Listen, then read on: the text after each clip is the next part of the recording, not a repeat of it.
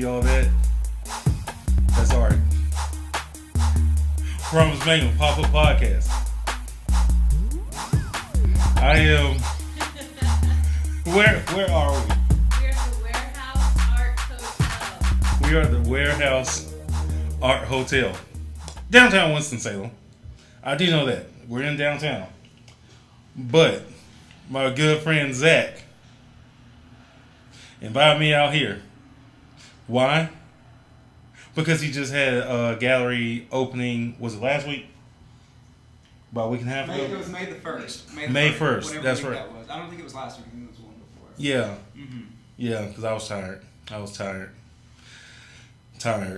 Still tired. But guess what? I was like, hey, we're going to come out here. We are in, this is the room. This is it. It's pretty awesome. Thank you. It's pretty bright. Very bright. We just got people coming everywhere.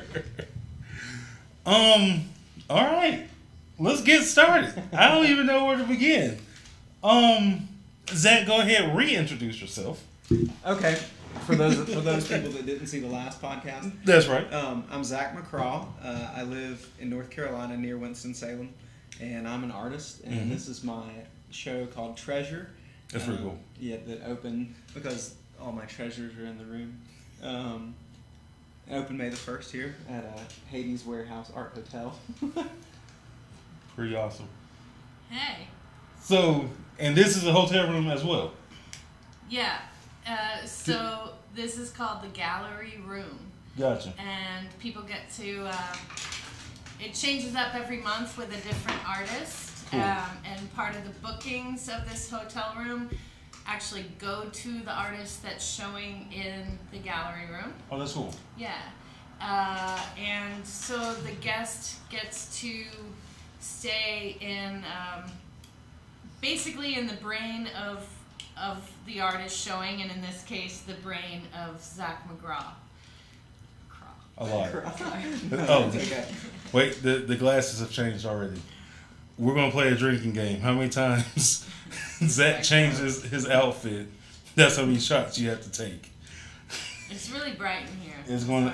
Hey. Want some? They yeah.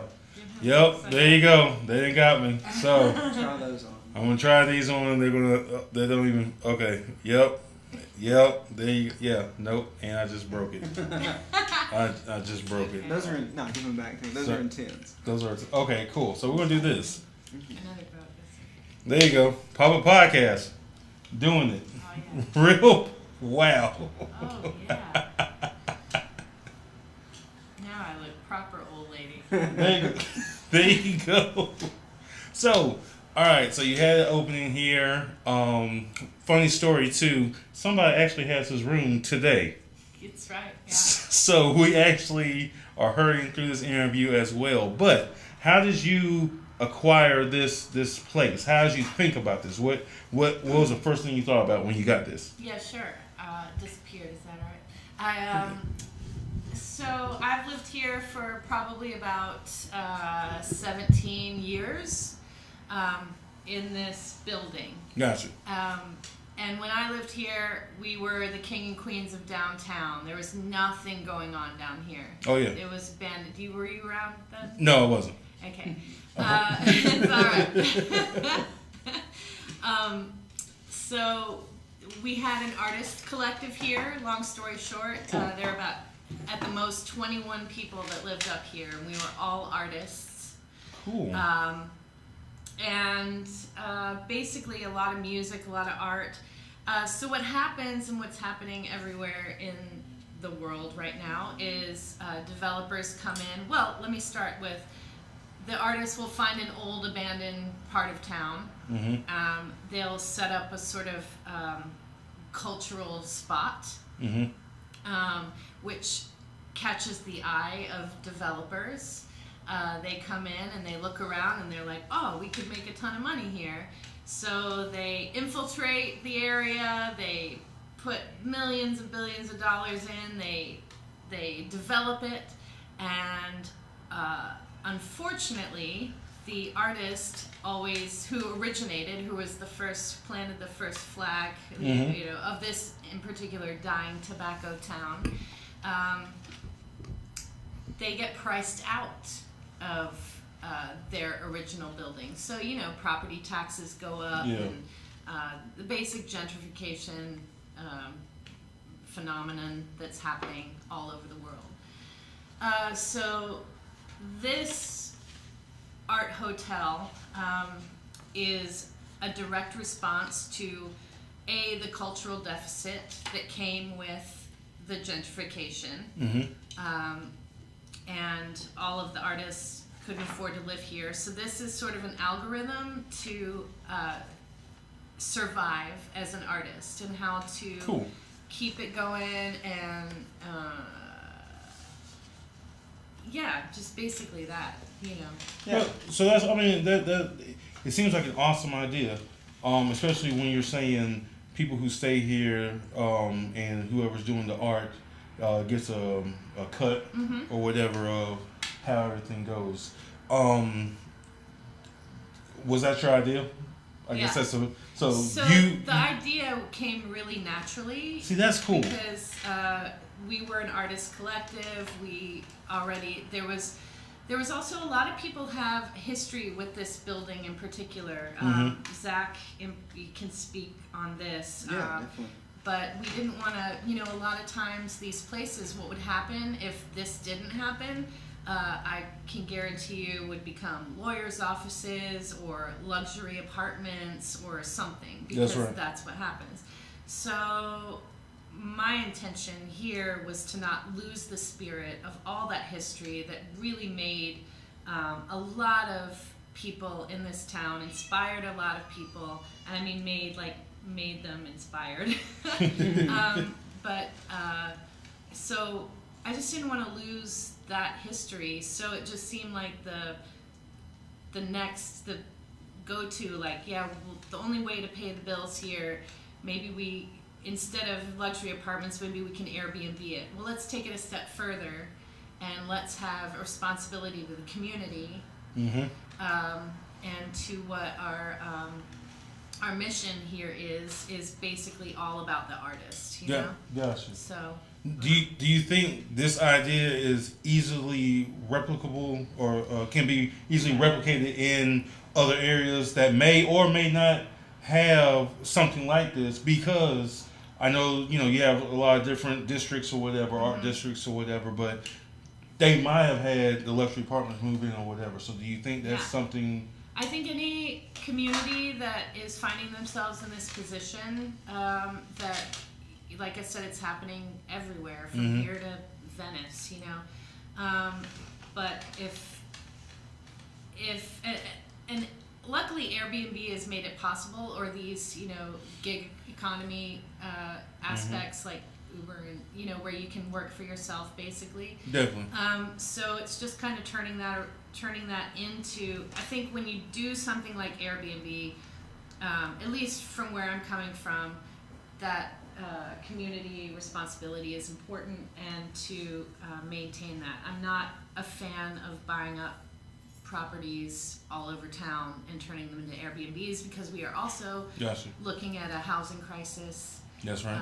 But yes, to answer your question, this is a experiment to see if it is possible. We're 2.5 years in, and so far so good, and fingers crossed, maybe we can bring this to another artist community that needs this. You know? I believe so. I think that's pretty awesome.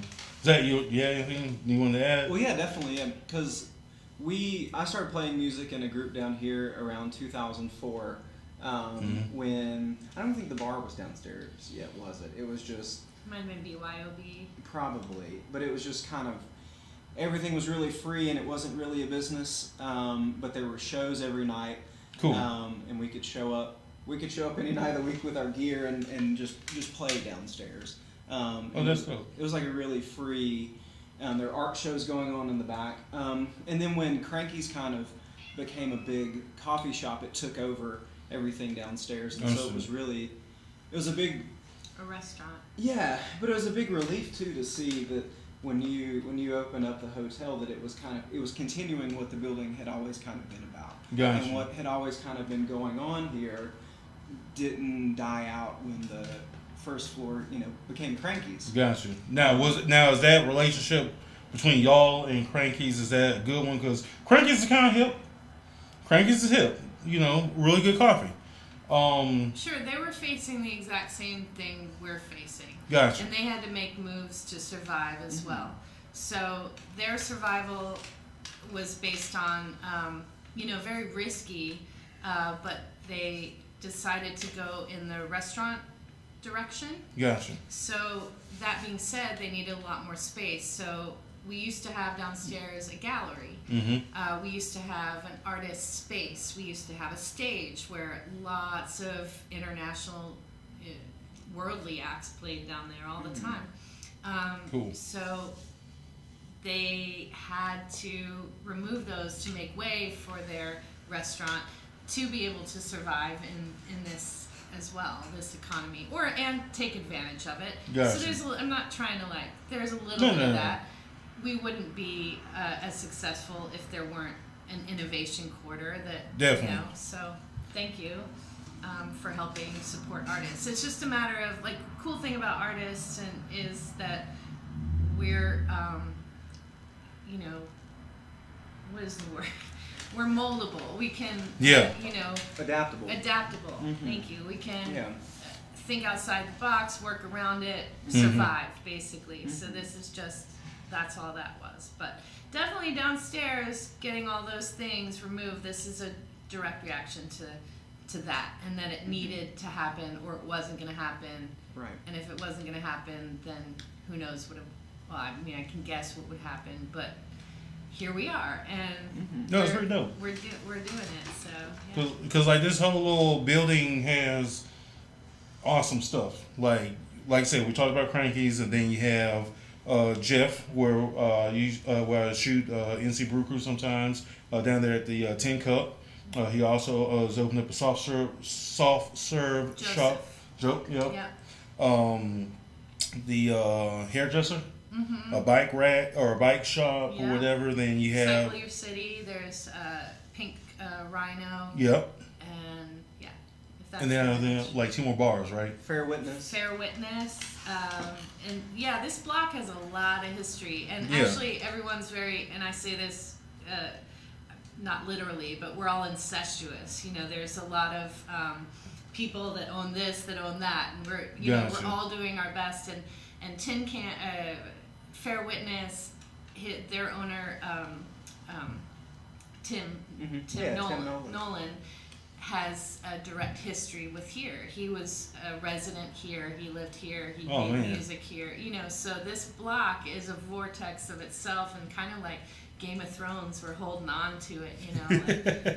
You try, you come get it. Instead of a dragon, it's a train. Yeah. I understand. Yeah. Just use whatever we got. But I think the city is actually recognizing that, so that's pretty cool. So, Promise Mango right here in Winston-Salem downtown at the Art. What's this called again? Warehouse Art Hotel. The Warehouse Art Hotel. So, no, we're not leaving yet. We still got a couple minutes, I believe. Yeah, we got about 10 minutes. So I just had to give a quick plug. That's all it was. Yeah, you want to sit back? Okay, cool. So we're going to stop. So let's play musical chairs real quick. Switch. Me and you? Yeah. Okay. This is Marlene, the Little Black Bean. She's on Instagram. Marlene, the Little Black Bean. Marlene's on Instagram. And there it goes. So Zach, what is coming up next for you? Oh my goodness. Well, I'm getting ready to become a dad next month. Congratulations. Yeah, thank you. Wow. That's a big thing. Doing some summer camps. I'm doing some work with the Sawtooth this summer, and also Stokes County Arts Council. I do art camps for them in the summertime. Oh, dope. So we're doing that this summer, and doing some work with Sawtooth, doing some work with Associated Artists. Cool. Down at the Milton Roads. Yeah. And this show is going to be up until June 3rd. Till June the 3rd. Cool. Yeah. Is it free to get in? Yeah. Excellent. I guess, yeah, you have to work around the there's the people, guests the that guests. stay here. Mm-hmm. Yeah, you kind of have to work around their schedule. I guess if someone's staying here, you couldn't. But you can message me also, Yeah. or email, or... Gotcha. Well, I gotta get that so I can put it down here Okay. at the bottom. Y'all see that? It's right there, somewhere. It's gonna be there. Trust me. So okay, so back to the art. Yeah. So you're going to teach folk how to do your digital arts, because I did see one, and it's like, so you take an existing picture, then you repurpose that picture. Yeah, that's one of the things that I was teaching with the Sawtooth. It was all digital art. Gotcha. And that's taking, either making a painting on your phone, just as you would a painting on a canvas, which is what most of these are. Gotcha. But then also taking images and making them into videos and using visual effects and 3D effects to kind of, just make video art pieces. Gotcha. And on your phone. Definitely. And so all the art that I've made here, I make on my phone. And then I make them into posters. That's right. Yeah. Did you sell any yet? Yeah, we've sold some. We have. Excellent. We sure have. Ton. Yeah, no, because They're selling out. Because I know Get the first them time, I don't think I was able to sell one of your things online. Yeah, I think you had them. You had priced it at $40. I priced it at $40. Yeah. Well, they're really affordable. They're here. They're $15 here. Oh, at the there you gallery. go. Okay. You get 2 for $25. Cool. But yeah, they're posters, and Haiti and I were talking about the nature of the. I don't know which way. Was I even in that? Should we go here? We're in the middle of everything right now. So Instagramming. I know. 15 and 25. Right. Cool. Okay. Mm-hmm. And I have some books here that I've made. There you go. But yeah, the work that's mostly featured here in the gallery, and the stuff that I'm doing the most are my digital paintings. Cool. And that's kind of what most of my creative energy is going towards these days. Gotcha. So that's pretty dope. Yeah. Yeah. Yeah. So with that being said, you becoming a father, do you still have time to do music? Now, I did hear that CD that you gave me. Mm-hmm. Very good. Thank you. Very good. And that was your experimentation of trying to make hip hop from electronic music, right? Well, yeah, my background's in electronic music is mostly what I've made, and I got connected with some of the Winston-Salem rappers about the same time that I got Ableton. And so the CD that I gave you is called Love on Top of Love. Gotcha. And it's on YouTube, the full mixtape. Cool. And I guess that was kind of my reaction against the getting with the hip hop people or the rap kids in Winston. Yeah. I kind of set out to make rap beats, but they're more abstract because they're more. Yeah. I mean, but yeah, no. I mean, yeah, but they're like more I like said, compositions than songs. But literally, it's really good. It's a really good mix. I like how you layered some of the stuff on there. Yeah. Your bass is hidden. Yeah. Because like I was listening to it in the car. It's like, yo, this is. It's hidden. So I was like, man, this is. I'd like to have more bass on it. Oh really? Yeah. Oh yeah, for sure. For sure. Yeah, I've talked with a friend of mine about. He has a 303. Gotcha. Which is the digital bass synthesizer. Yeah. That was used in the Roland 303, right? Yeah, using like acid house music. Gotcha. And I want to go back in on a couple of songs and add the bass through that. Gotcha. And do like remixes of them and kind of make them sound more full. Gotcha. Because they're kind of like unmastered. They're mixed but unmastered, I think. Yeah. Oh well. But hey, yeah. It's still good. Oh yeah.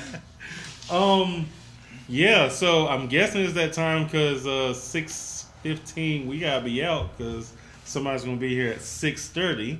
So let's get all the social media stuff out the way. Okay. That way we can see how everybody can find you. Right on. So you can look us up at warehousearthotel.com, and that's WHERE, like where is it house, right? Gotcha. Warehousearthotel.com. and same email, Gmail. Gotcha. We're on Facebook, we're on Instagram, of course, so friend us there. Yeah. Definitely. That's what I'm talking about. Thank you. I'm on Instagram, Zach_McCraw, MCCRAWZACH is the first name. I put music on my Instagram, Marigold Lime. And I think that's linked to my regular Instagram. I have like 4 Instagrams. Yeah. ZachMcCraw.com. I have a website. Yeah. Yeah, that's awesome. Hey. Yo. Pop-up podcast. Huh? Pop-up podcast. Yeah. Pop-up podcast. Like I said, I mean, but no, like for real, downtown Winston-Salem, this is awesome. Like, it's a really cool spot. If you have a chance to get down here, if you're in the Trefo, you know what it is. Come down here.